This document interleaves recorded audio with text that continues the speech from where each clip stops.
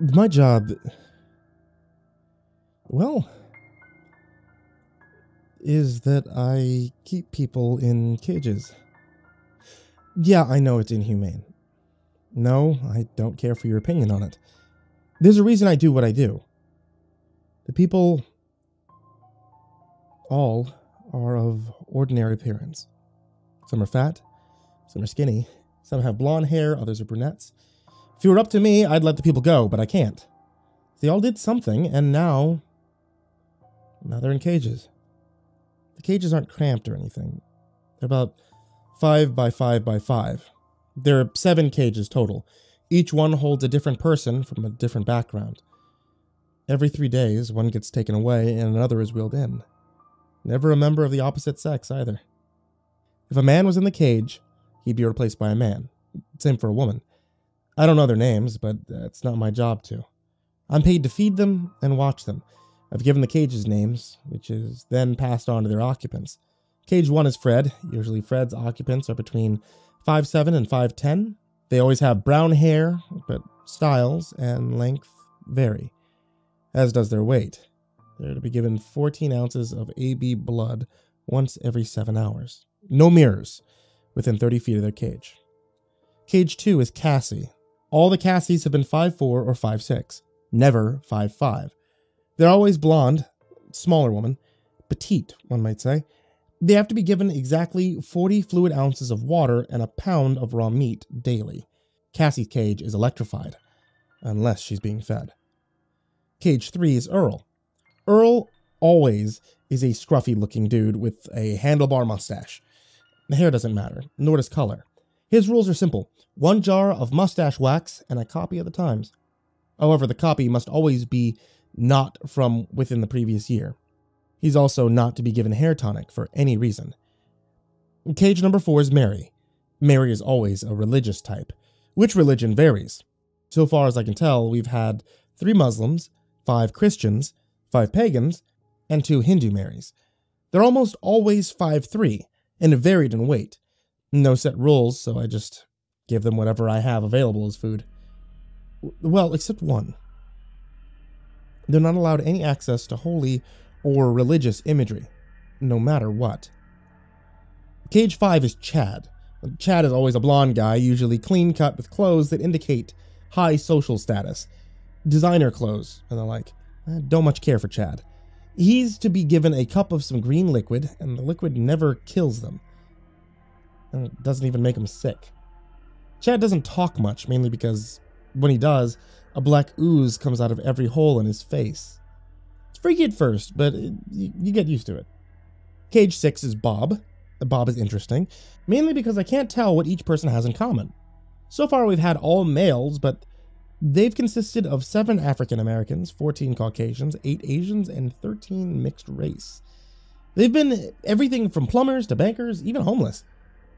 Oh well, the mystery goes on. No set rules in place. They do require cleanup, though. On day 2, their eyes are always missing, replaced with, oddly enough, 2 coins. They never seem to be in pain, however. Even make idle chat with me. And finally, Cage 7. Cage 7 has only ever had 1 occupant. She's never been taken away. She's a 6-year-old girl named Lisa. She has a blue dress, blonde hair and pigtails, and an ever-present smile. The weird part? She's been here for at least a decade. Hasn't aged a day. All she ever does is sit in her cage. She's been given coloring books and 30 minutes of TV daily. Again, I don't make the rules. All I know is that these people all did something. Something the higher-ups won't tell me. So now we have the cages.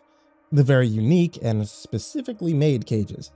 I found this job through, of all things, Craigslist. Previous guard, whose name has not been disclosed, left instructions for the feeding, maintenance, etc. of the people. He listed their many quirks and how to handle each situation as it may arise. I was weirded out, but you get used to it. That was 2010. And here we are now, 2020. And I'm still watching people in cages. The previous guy told me that they used to be simple beds, with each of the various characters strapped to them. All of them except Lisa. Lisa was always given a small feather bed, and while she was strapped in, was always tucked into a blanket like one would do a child. My boss, or at least the guy who tells me my job, is an older guy. His left hand is kind of fucked up. Said it was a cooking accident. Got hot grease, as it were. He could pass for an aging movie star, in all honesty. Salt and pepper hair with a voice like a knife through butter. Something's, I don't know, a little off about him, though. I swear, I never remember his face correctly. It always looks different than I remember. Anyway, my boss, who goes by TD, told me the previous guy held this post for 30 years. I mean, the pay is good, don't get me wrong, but 30 years? That's a bit long. My first day on the job, I was shown the cages and explained what would be happening with the people. All I'm allowed to know is they did something really bad, so now they're locked away for 3 days. The beds are revoked for a reason. No one's ever made it clear. It's something about teeth and a missing ear, anyway. For 10 years, it's remained this way. Every 3 days, somebody leaves, somebody enters. All except for Lisa. Every new person gets the same treatment as the one they replace. Now, what worries me is what happened yesterday. They added an 8th cage. The installation of the 8th cage wrapped up yesterday, and today they brought in the first occupant. They brought in an old man. He wasn't even able to stand. They had to wheel him in as he was wheelchair bound. I couldn't imagine why they'd feel the need to lock him away. He wore an old respirator over his face connected to an oxygen tank on his back. He looked about 90, and it fit comfortably into his cage. I heard his ribs rattle with every breath as the door was locked shut. Instructions for care, as directed by TD, were 1 live rodent, up to 5 pounds in weight. This was to be fed to him once per day. I think I'll call this one Bill for now. It seems fitting somehow. Today they took another of the Freds away. 2 hours later he was replaced by a different man, but ticking the usual boxes. 5'8", brown hair, the usual. And this Fred was morbidly obese, at least 400 or so pounds. Mary was saying her usual prayers, and Lisa was coloring. A quiet day on the job, as the usuals were. That was until feeding time. No surprises until I got to Bill. The old man didn't seem aware of his surroundings, if I'm being honest. He looked to be on death's door. Truthfully, I wondered what anyone in his state could have done. I tossed in a large rat, still squirming. He caught it quickly. He lifted off his oxygen mask, just enough to expose his mouth, and unhinged his fucking jaw like a snake. He ate it whole, bones and all. I jumped back a bit, startled by the sudden motion of the seemingly weak old man. I moved on to Bob. Bob's eyes were replaced today. Oh, by the way, I feel I should mention the coins aren't the same kind of coin every time. They've been everything from American coins to Greek drachmas. Anyway, the cleanup comes in and cleans up the blood from the replacement. Yeah, it's not as clean as I may have implied. They aren't just, like, in the sockets. Like, they're stitched there. They're usually, like, is quite a bit of blood, and this particular Bob is an investment banker, so he claims, from Manhattan. He's a middle-aged guy, about 35, if I had to guess. This time, his eyes were a pair of 50-cent pieces, JFK ones, if I had to guess. And grabbing a mop, a bucket of water, and a stun gun, for Bob, I got to work. The cleanup process usually takes about 20 to 30 minutes, and next was bringing Lisa her television for her allotted 30 minutes. She always prefers to watch movies, like Cannibal Holocaust or The Human Centipede. Her favorite movie is a Serbian film. The TV, well, it was one of the ones that you'd see at school, like on a wheeled table strapped down. You know what I mean. She had a doll that I hadn't seen her with before, and she had a teddy bear, as was part of the instructions for care. Didn't think it was important, so I didn't mention it. But this doll was new. The doll had 2 hollow sockets for eyes, and chunks of black hair stapled to its head. It wore a blue dress similar to Lisa's, and in place of her hands, it had what appeared to be, well, what appeared to be the paws of a cat. It stood about 2 feet tall, its face a perpetual grin. And again, not unlike the young girl to whom it was in the possession of. I made a note to inform the higher-ups and moved on to the next cage. Then it was grabbing an archived newspaper and a jar of mustache wax for Earl. He grumbled a thank you and retreated to the corner of his cell. Fred had made a mess with his meal of human blood. Sighing, I grabbed the mop again. My job, as you can likely tell, is not very exciting. The worst part is the waiting. Every once in a while, one of my guests tries to escape. Thus, I have a small assault rifle with anti-personnel rounds next to my small desk that I monitor them from. Oh, my workstation? I don't know why I haven't told you about this. I have a desk with 14 monitors. The 14 monitors on the bottom show the occupants in their cages. The ones on the top have vital readings. Now, if they ever get too low or too high, I'm to press a button, call in special staff, and they take care of it. Again, I'm not told why they can't, but I assume it has to do with their health? But feeding them raw meat and human blood likely isn't helping matters. So I'm not entirely sure on that, if I'm being perfectly honest with you. The most common breakout is the Marys. To date, 15 Marys have escaped, resulting in 42 casualties. Freds have escaped 6 times, with 20 casualties. One Fred I saw drank a guy's blood like a juice box. His jugular was a straw. And the rest have tried as well, but not with the success of Mary and Fred, except for Lisa, who has never tried. At least not while I've been here. My rifle is a last resort if the security fails, but thankfully I haven't needed to use it. Yet. So, while my job's dull, I'm always on edge, especially as I don't know much about number 8. Yet. The weirdest part is the constant weeping I hear from number 8's cage. Now I'm curious about the next occupant for cage number 8, if I'm being honest. If there ever is one. I guess we'll find out in 3 days, huh? Or whenever they move them out. Oh, I feel I should clarify. See, they aren't taking it out in any certain order. There's always a chance the next one taken will be Fred. Or hell, it might be Lisa. Point is, there's no set rotation. They're just taken, and randomly. Anyway, my next shift's about to start, so I'll have to check in with you all later. Till next time. Okay, well, okay, I know what I said, but this is some major shit. Okay, Lisa's gone. She's not broken out, just gone. I was watching the monitors, 1 second she's there, and the next, poof, gone. I'll put the place in lockdown. Sounded the alarm, whole 9 yards. I'll keep you guys updated as best I can. Well, there's a lot of dead bodies. The good news is I'm still kicking. The bad news is Lisa's still MIA, but the doll, well, the doll that's in cage number 8 now. TD got here an hour ago and I gave him a rundown. He seemed extra freaked out that Lisa vanished, especially on the same day as number 8's arrival. I mean, it's not my job to ask questions. But I'm starting to. I'll keep you guys informed.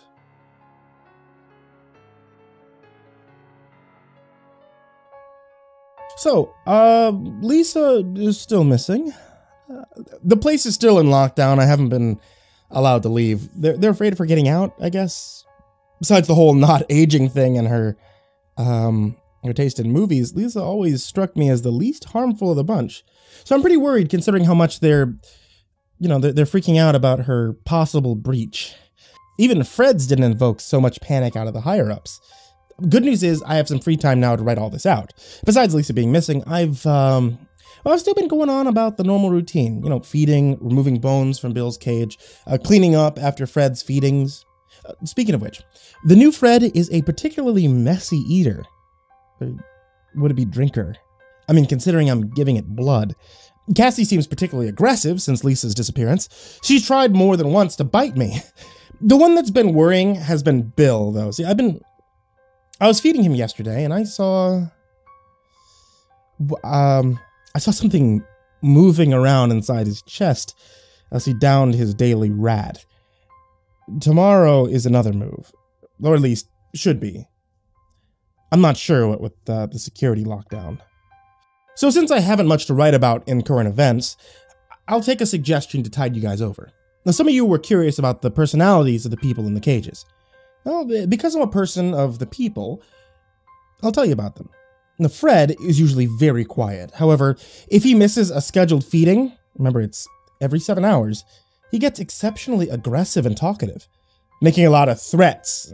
My personal favorite has to be the time that he told me that I was late feeding him again. He'd make a smoothie from my tendons. And overall, however, Freds have, when I've interacted with them outside of a hostile state, they've been very polite. They've been very well-spoken. Cassie's, those are less people, more animals. They don't speak much outside of grunts and growls.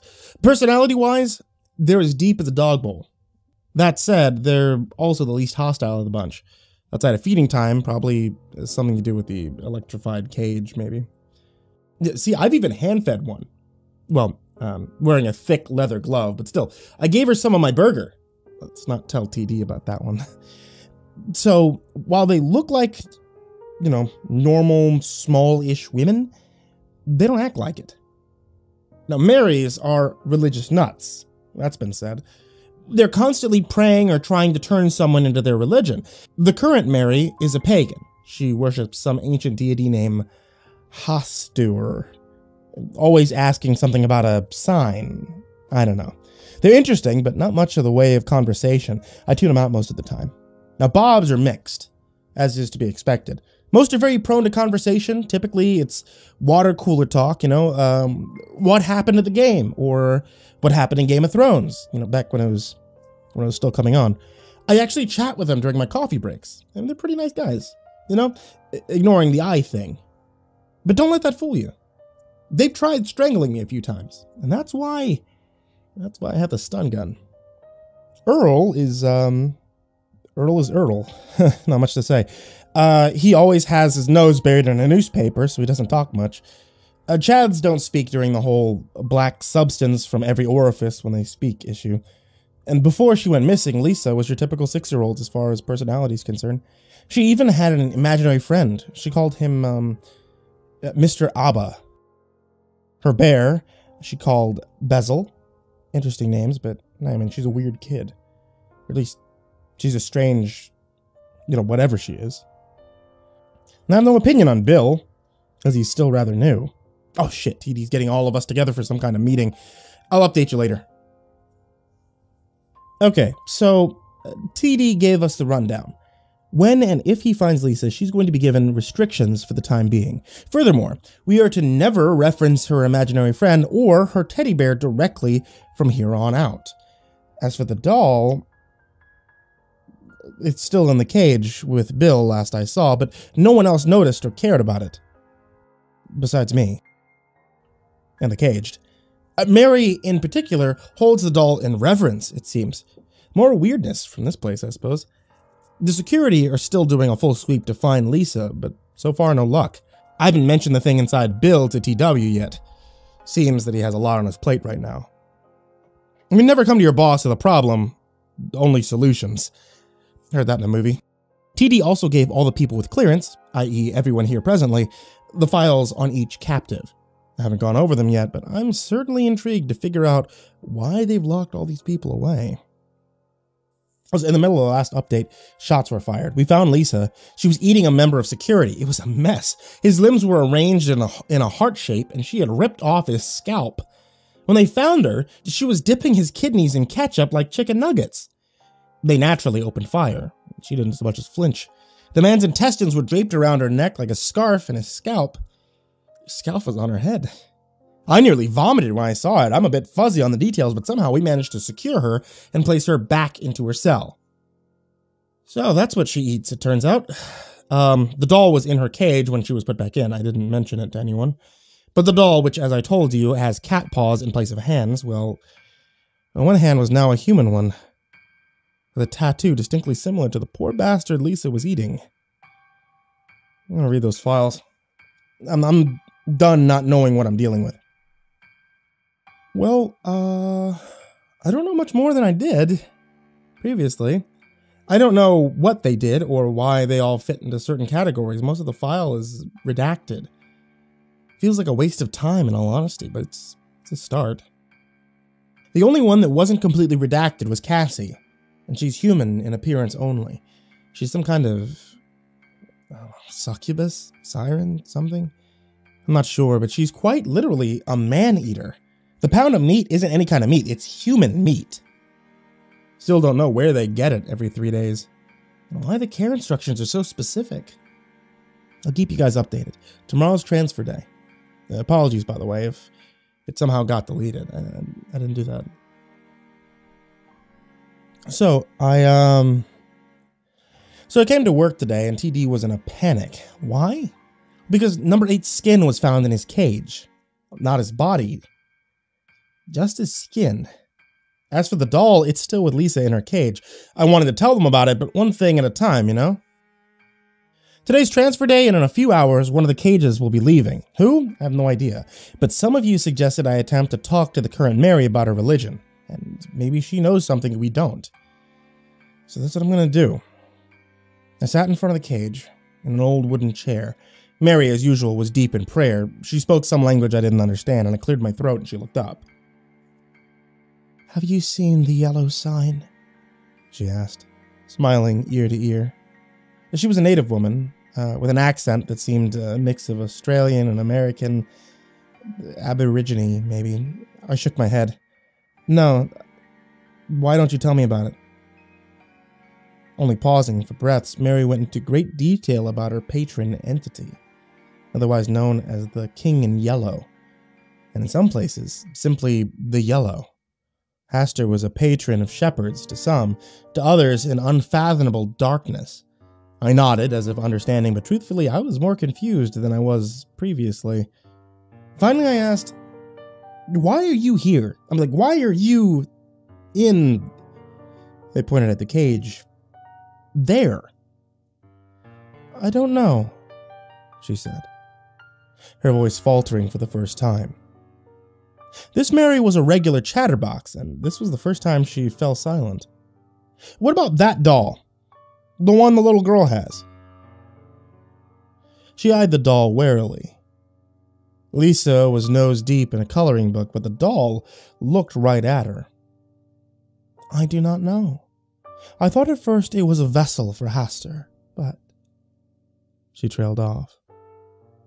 "What that crazy bitch is saying is that doll is something else." Earl spoke up for the first time in what seemed like ages. "Why are you here then?" I asked, turning my attention to the mustached man. He shrugged. "Jaywalking," he replied, going back to his newspaper. Mary spoke again. "The doll, it has a darkness. Seems similar to the king, but not quite," she said. It was as she said this, the doors opened. They wheeled in the new captive, and as they approached Mary's cage, her eyes widened in fear. They shoved me aside roughly and unlocked her cage. They drug Mary out, as she drug her nails into the ground with such force that it left a mark in the floor beneath her. They strapped her in, and as she cursed in the unknown language, they wheeled her away. Her replacement, a nun, came soon after. So much for that lead. Security has been on extra high alert since the old man, we're guessing anyway, shed his skin. I was reprimanded by TD for talking to the pagan Mary about her religion. He didn't punish me or anything, but he let me off with a warning. She said that the doll has a darkness, and, well, I believe her. I also talked to Lisa a bit today, and, asking about Mr. Abba. She said that his full name was Donald Abba III. Never heard of an imaginary friend having a first and last name. I don't know. I have to focus on the job, so I'll update you guys later. So I told TD about Lisa's doll. And what he said worries me. A lot. He said that he didn't see any doll. That's unnerving. So not only is there a possible sentient doll, but now I'm the only one who can see it besides the caged. I've conducted interviews with the rest of the cage since Mary's transfer, besides Cassie and Chad, because, well, they can't really speak. Fred was up first. He said he was there for simply being him. The particular Fred was so overweight, he was tired from standing for too long, so he sat on the floor of his cage. I finally asked, "What did you do? What do you know about that doll?" Gesturing to Lisa's cage. "About as much as you do, I suppose. Showed up in her cage one day." "Showed up? How did I miss that on the monitors?" "Yes, sir. The woman, the one that was moved today, well, she wouldn't shut up about it for a few hours at least. Then she avoided it like it pissed on her shoe or something. He snorted. Where did you come from? Thurman. West Virginia, originally. He stated matter-of-factly. Moving on. Earl didn't provide much more info than Fred, but what he did tell me caught my ear. He claimed to be from Nazareth, originally. He also mentioned a woman named Delilah who stabbed him in the back a long time ago. The new Mary was too frightened to be talked to, due to the circumstances of her surroundings, and Lisa, well, I'm not talking to her again. Kind of pointless considering that she's technically 6. That just left Bob. Bob, still claiming to be an investment banker from New York, didn't provide much information on the doll, so I changed the subject. What's with the coins? Oh, these? He pointed to his bloodied sockets. They're my lucky coins. Yeah, whatever you say, Bob. I returned to my office. I poured a cup of coffee. I nearly had a heart attack when I turned around and saw the fucking doll sitting on my desk. It was not there when I came in. Pinned to its chest was a note scribbled in crayon. It simply read, "Look up."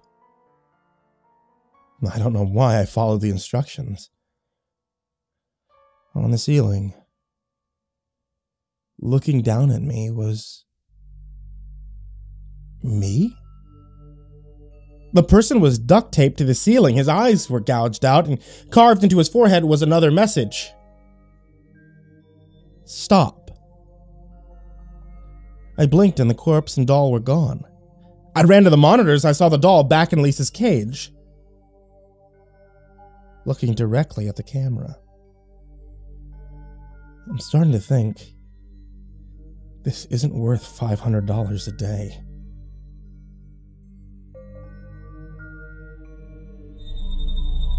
Okay, so sorry about the wait. I've been in, it's been a busy few days since Bill slipped out of his skin.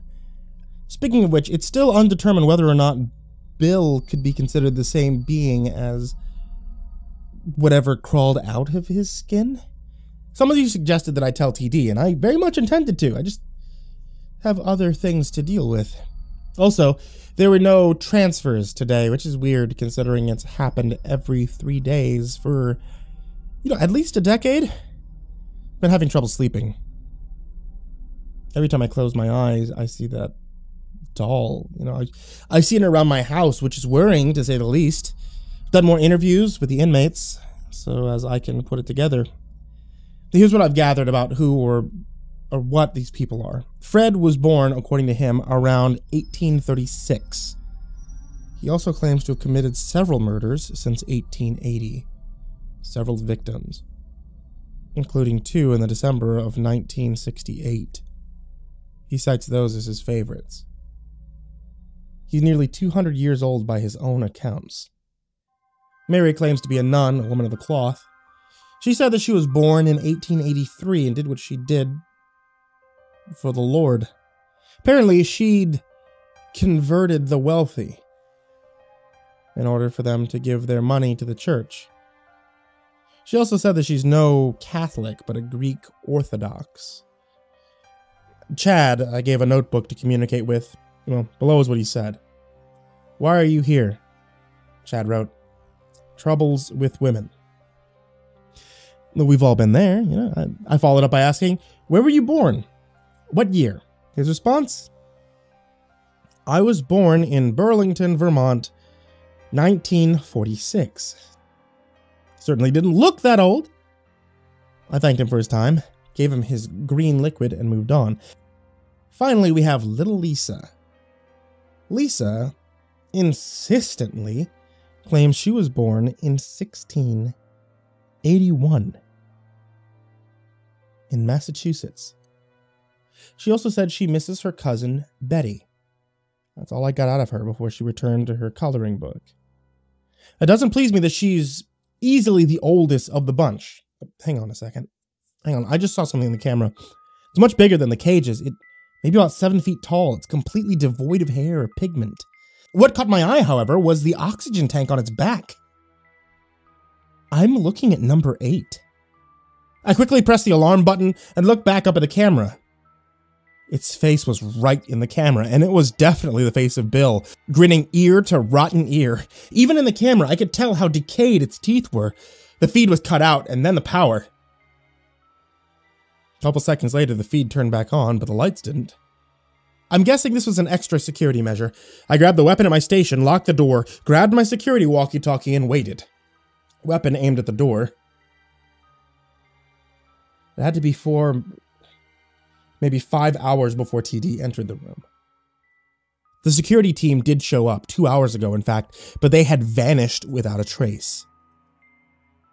Missing? What do you mean, missing? I said, feeling sleep-deprived, even though I had plenty of sleep. They arrived on the site and didn't check back in. Sighing, I scratched the back of my head. I've had it with this sorcery shit. Okay, what are we keeping here? I finally asked, as TD studied the monitors. Monsters, he said matter-of-factly. Things that have to be dealt with by any means necessary. He paused. What's that in cage 7? The doll? Yeah, the doll. Where did it come from? It's been there for a few days now, since number 8 came in. Why are you telling me this now? He demanded with a look of fear and anger etched across his face. Well, between us, I stopped myself. Since number 7 went missing, then number 8, I figured it'd rated low on a list of concerns. He sighed. The power was cut. There's a backup generator. Grab the gun and come with me. My supervisor ordered me. I guess I didn't have much of a choice. I have to stop here for now. It's not a good idea to keep writing with the lights being out. Update. Alright, I'm still alive. Barely. 4 of them have broken out. As is the thing I'm assuming at one point was number 8. Mary, Bob, and Chad are all under containment. By their own choice, no less. The building is in full lockdown, and he ordered every available security personnel to come immediately. I intended to post this yesterday, but, life and death. Monsters wanting to eat my bones. Priorities, TD and I managed to restore power, but I can't leave.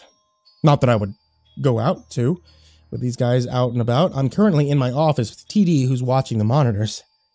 I filled him in on the whole duplicate of me on the ceiling thing and the doll. His walkie just sprang to life. I'm not sure, but I believe they said Cerberus is on site doing a full sweep of Sector 6 and will be at your position in 2 minutes. TD breathed a sigh of relief. Cerberus, thank fuck. What's Cerberus? I asked. Well, they're what's gonna get us out of here. He grabbed his walkie.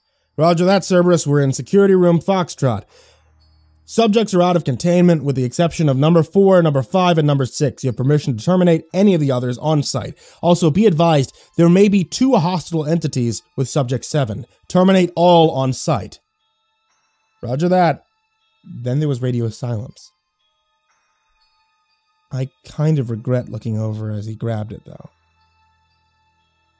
Because I realize how tired I am. But I'm not crazy. TD's face wasn't there anymore. There was a mass of flesh and writhing muscle. 2 grotesque horns were buried in his forehead. As I blinked, his face was changed to a vaguely aged look that I was familiar with. I have to go now. Cerberus just arrived, but can any of you please tell me, what the fuck was I locked in the room with?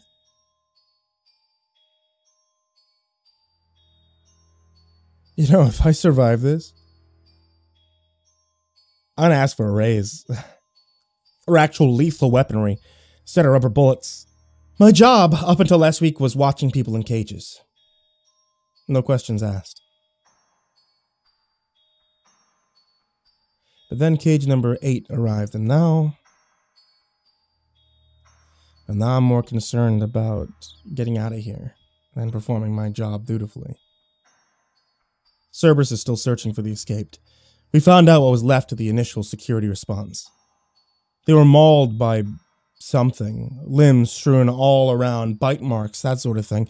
If I had to guess, I'd say Cassie or Bill got to them. Initially, anyway. Lack of blood suggests Fred as well, but he was never one for dismemberments. Did I mention the initial response was around 10 to 15 guys? It's kind of important. Cerberus, meanwhile, is 4 men, which is odd in itself. I don't even know their names. Their faces were completely obscured, and they were wearing riot gear. From what I heard, they go by code names W, F, P, and D. D is to be the leader of the pack. Despite there only being 4 of them, TD seemed confident they'll round up or exterminate the others. Either way, I'm not sure I trust TD anymore, not after what I saw. I'm not allowed to leave, so...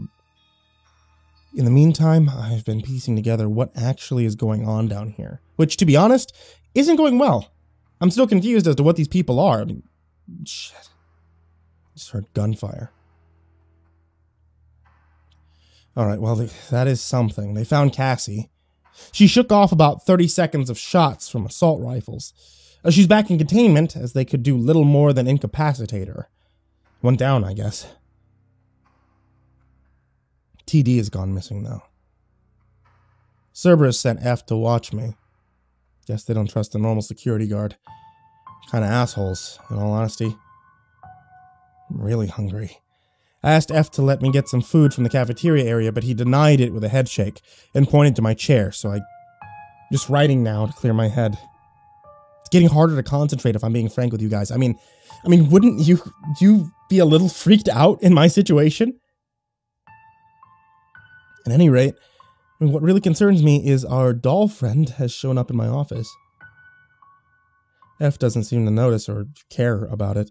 Maybe TD hadn't briefed these guys, or maybe I'm finally losing it. God, I'm hungry. And you know what's funny? I can't remember anything before last Saturday. I mean, the day they added cage number 8. I guess there was something up from the get-go. I mean, but the pay was so good. I needed the money. And at 14 years, it was relatively peaceful, you know? Relatively being the operative word. Or was it? I can't be sure anymore. Everything before last Saturday is a blank. Stress will do that, I suppose. Simple job, watch people in cages, get paid $500. I need food. I haven't eaten in what feels like days. I'm not dying here. Update. I can't. I can't believe what I did. So I convinced F to let me go check on the contained subjects, feed them, etc. I took my weapon with me just in case, and I was just so hungry. So I ate some of the meat that we give to Cassie. And, you know, I know it's human, but I needed food, okay? I ate yesterday, but I felt like I was starving. I needed it. More than that monster did, and you know what? You know what the worst part was? I liked the taste. I mean, it was raw meat, but it wasn't bad. It tasted sort of like pork, so I ate more. It wasn't until TD appeared out of nowhere that I realized I'd been there for hours, gorging myself. I wasn't hungry anymore, but I couldn't stop myself. TD pulled me away from the flesh feast and told me that they'd killed Fred. He didn't seem fazed by my actions, instead irritated that I left my post. And F wasn't there when I returned, but the doll was. And just like the other day, TD didn't see it, even though he did yesterday. I asked, and he turned to leave. What are you? He stopped. Come again? What are you? He raked his nails on the door frame as he stood in place. His fingers bled a bit as he did. I'm just a guy doing his job. Same as you. Well, that didn't satisfy me, so I hit him in the back of the head with my rifle. It didn't even make him flinch. He turned to face me with a look of horrifying calm. You know, I liked you. A lot more than the previous guard. The grotesque mass of muscle and flesh flashed in my mind, and I fell to the floor. The mask was gone as whatever this thing was walked towards me. I'm doing a job that was given to me, and I need help doing it. All you have to fucking do is watch those monitors and keep your fucking mouth shut, he said. But I heard thousands of voices scream it within my mind. Do I make myself clear? His voice returned to normal. You're a monster. Oh, look at you. Finally figured that one out, eh? Well, not quite. I'm more like the monster, Lightbringer, Prince of Lies, etc., he said with mocking amusement, lackadaisical gestures with his hands. Look, I'm not the bad guy here. No, in fact, I'm doing my best to keep them here, and for the sake of mankind, I suggest you do the same. He patted me on the cheek and left the room. I ran for the door, but it was locked behind him. So, yeah, I'm working for the devil himself. How fun. Should have suspected that from the beginning, if I'm being honest. I mean, I'm gonna get some sleep. I'll update you all later. Update. I woke up to more gunfire. They found Earl. His normal short hair was longer now, and he had no issues shrugging off bullets. In fact, he broke a gun over his knee. At least that's what I heard over the radio chatter. They had restrained him via a horse tranquilizer, don't know why they had it either, cut his hair, then locked him back up. That explains the hair tonic rule. Lisa and Bill are still missing, but I'm more concerned with getting out of here at this point. I managed to pick the lock. See, I always keep this like bobby pin on me. I'm going to say I'm a bit of paranoid at this point, and I'm going to lift the lockdown at one of the exits. Here's hoping I make it. Update. All right, I figured you guys would like me to keep you updated. I mean, I have my phone with me for that very purpose. If I know this building well, I should be able to find the exit. Cerberus is patrolling for me, at least I think they are. I saw more security staff coming in with equipment. Managed to hide out of sight. My only option is going out the exit they take with the people they take away. I'll update that later. 1. I found it. And I wish I hadn't. I really wish I hadn't. The door they take people out of? Well, there were stairs beneath them. The stairs descended far below the building. The smell of sulfur was overpowering, but I decided that it was my only option. I'd been spotted by one of the Cerberus, so I ran through the door. I still hear them trying to get in. I locked it behind me. See, the dark pit was seemingly endless, but as I got lower, after hours of walking, I heard it. Screams. Millions upon millions of screams of agony, and the heat. Jesus Christ, the heat. Like the fires of hell, which coincidentally, I do believe that's what it was.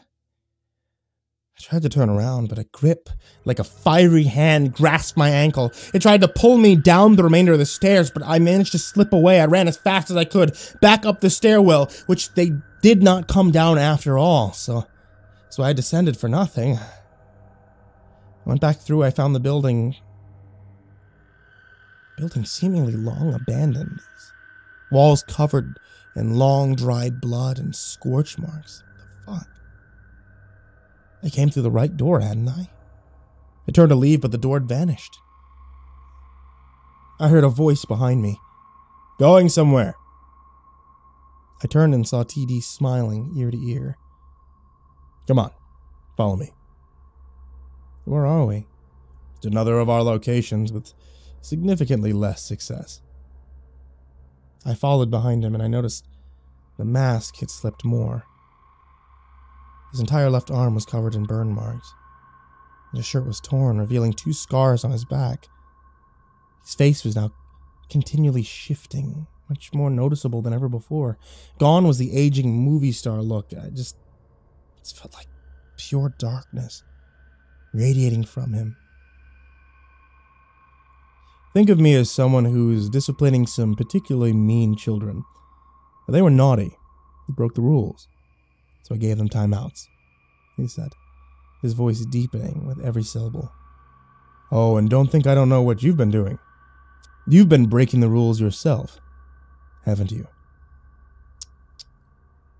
He snapped his fingers, and we were back in my office, in the normal facility.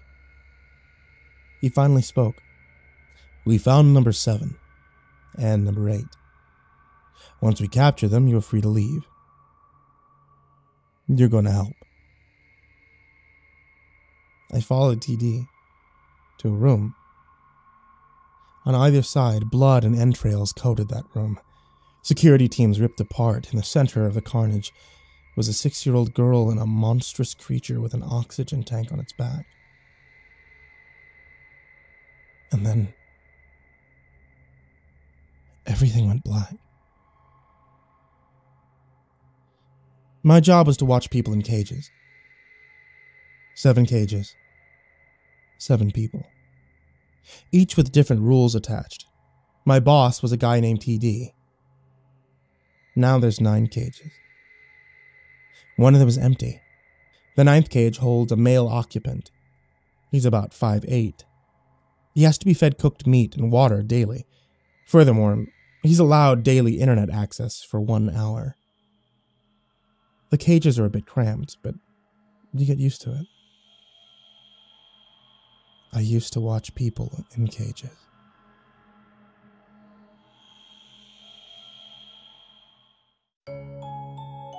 Hey there kids, it's me, Mrcreepypasta, and I just wanted to tell you thank you so much for watching tonight's video. And if you are interested in getting a nice, warm beverage while listening to Mrcreepypasta's story time, you can always check out my wife's tea shop. It's etsy.com/shop/ivorymonocletea. The Ivory Monocle Tea Shop has different kinds of teas from Dungeons and Dragons to anime to Final Fantasy to creepypastas. You can actually get a creepypasta tea set that features a Mrcreepypasta tea. It's the tea that I generally have here at my desk as I'm recording. And you can actually request after you order one to get the special dabbing MCP sticker, which is the one that I use.